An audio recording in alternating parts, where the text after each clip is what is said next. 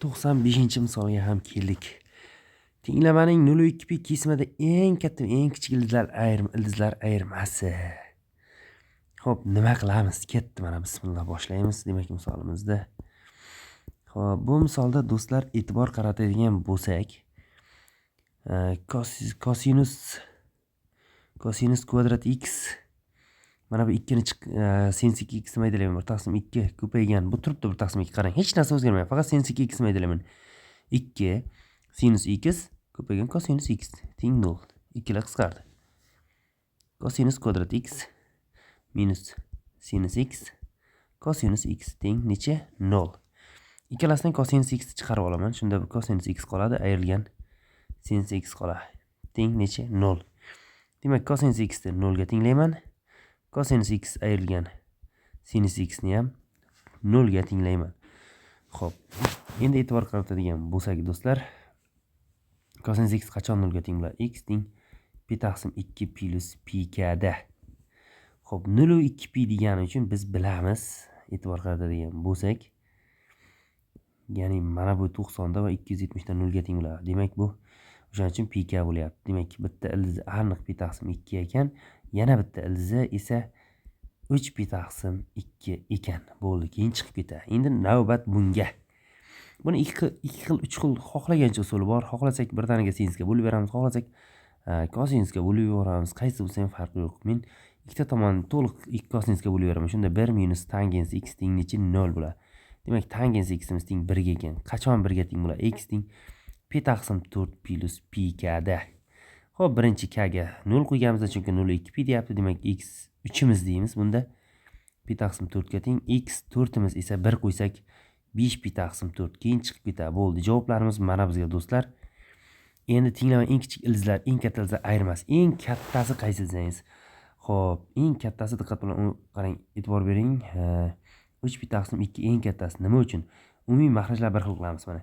X birimiz 4 qilib olamiz. Bu degani 2 pi taqsim 4. X 2imiz esa 6 pi taqsim 4.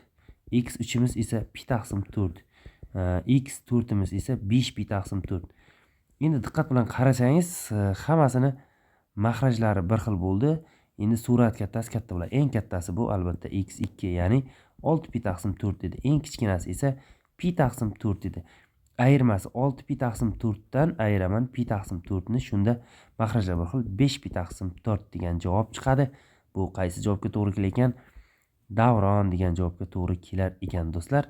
Demak, keyingi misolimizga qaraymiz. Kosinus 2x minus 5 sinus x minus 3 teng 0. Xo'p, pastdan yozib olaman. 96-misol. Kosinus 2x minus 5 sinus x minus 3 teng 0. Minus 3 midi? Ha, minus 3, 5.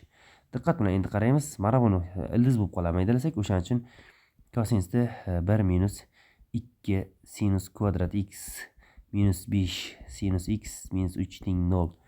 Xo'p, sinus x ni albatta y deb olsak, 1 minus 2y kvadrat minus 5y minus 3 teng 0. Xo'p, minus 2y kvadrat minus 5y do'stlar, e'tibor qaratamiz. Minus 2. Qayerdan minus 2 kelyapti? Minus 3 dan 1 da olib tashlayapmiz. Minusga bo'lib o'ramiz.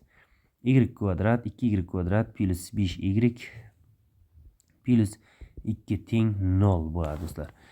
Xo'p, buni diskremantga qo'ysak 25, 2 ra 2 4, demak 16, diskremant 9.